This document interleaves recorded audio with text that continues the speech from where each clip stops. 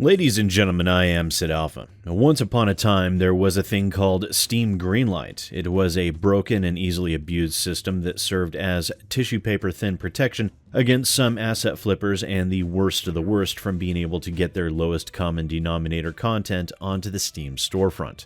While it was virtually ineffectual, it still served some small purpose. However, Valve recognized that the Steam Greenlight system was inherently flawed and easily abused, and so abandoned it long ago, finally retiring it earlier this year. Valve instead replaced it with the new Steam Direct, a system with what appeared to be no checks and no balances and a mere $100 recoupable buy-in that has proven to be absolutely no barrier at all to the asset flippers of the world. And as a result of this new system, we've seen groups like Silicon Echo, who were also known as Crimson Duck and Zonatron Studios, to name but a few of their over a dozen sock puppet account names. Thankfully, Valve finally got wind of what Silicon Echo was doing, but not until they managed to amass 173 titles across 14 accounts, with more appearing every single day. That said, the game on your screen is titled Halloweenistry. It is a 3D Match 2 game by Hohng LLC. It is a part of what these developers have dubbed simply the Istry series, which is an extremely large number of titles that amount to nothing more than reskins of the existing base game Cubistry. These games started out life as Unity asset packages posted to the Android market, but have been very quickly making their way onto the Steam Storefront. In the month of September alone, 8 of these Istry reskins have been posted to the Steam Storefront for a price tag of $1.99 apiece, with 2 more posted that are slated to be released for purchase in October. That is a couple of months after their original title, Cubistry Collection Volume 1, was removed from the Steam Storefront, seemingly so Hohng LLC could repost the games individually in order to make more money off of their cloned reskins.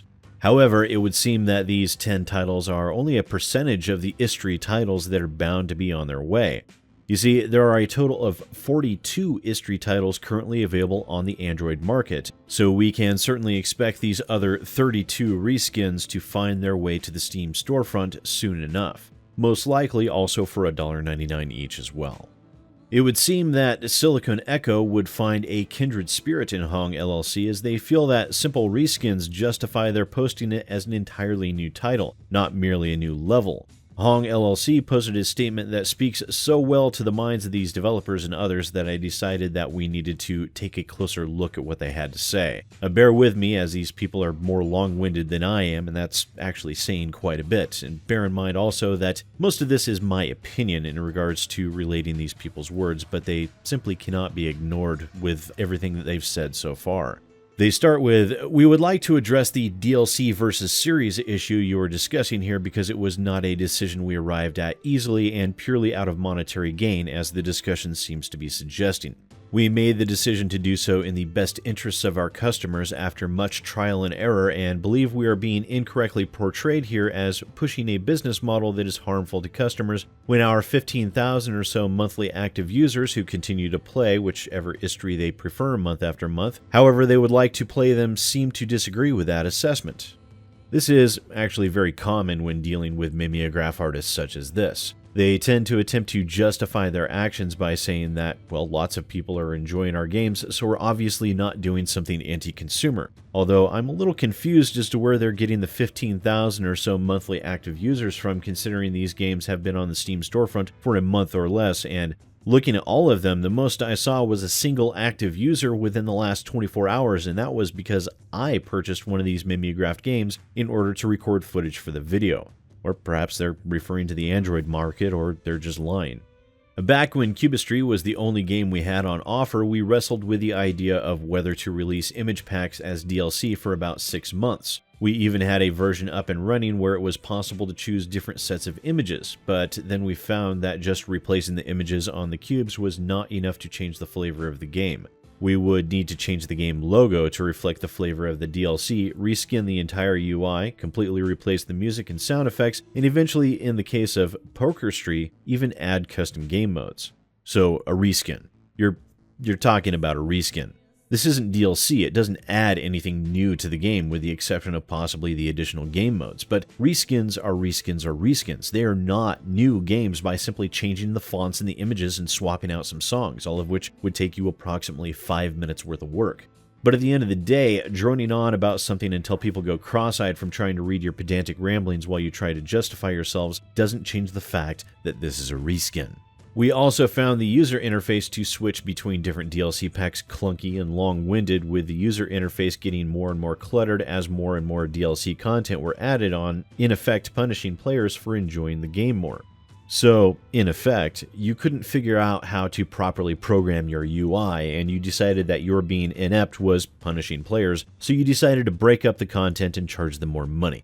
Then there is also the issues of the one app getting so bloated as more and more DLC are purchased. This may not be such an issue on PCs where there is basically unlimited and fast storage, but on mobile where the istries began, this was not an optimal solution.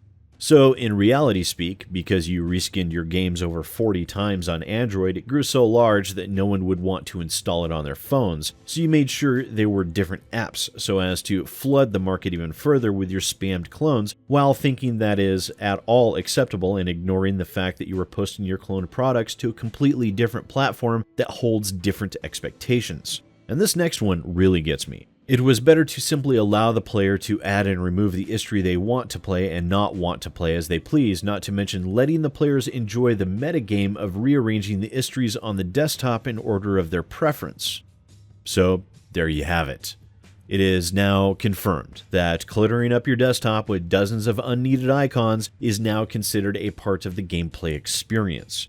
You can rearrange them, make little shapes and designs, it's fun. You know what else is fun? Actually playing a game. That would be fun. But now there's no way to even find them because my desktop is choked up with icons of all these spammed clone games.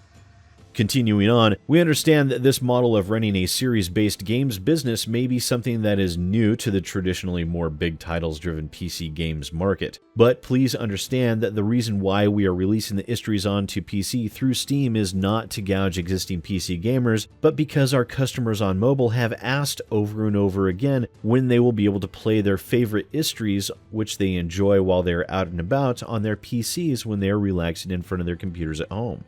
And what these developers are doing here is attempting to shift the blame. What they're saying is they are merely attempting to appease their fans. They aren't trying to engage in a cynical business model that is the very definition of anti-consumer. They're doing it because their fans want them to. They're the good guys here, and we are misunderstanding them.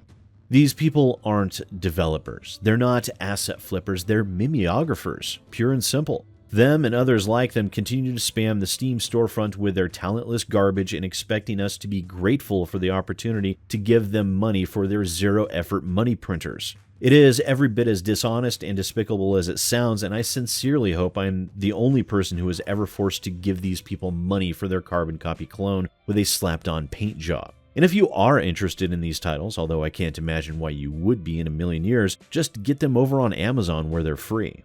In the meantime, I will be posting a review of this title on my Steam curation page and from my Steam account, as well as I will be reporting these titles as spam. Steam customers, as well as legitimate independent developers, have been forced to put up with this junk for far too long, and while I was absent from my usual role of sussing these bad actors out for a bit while covering news stories, I am making my way back. In the meantime, please do let me know what you think down in the comments below. Once again, ladies and gentlemen, I am SidAlpha, and I'll see you next time.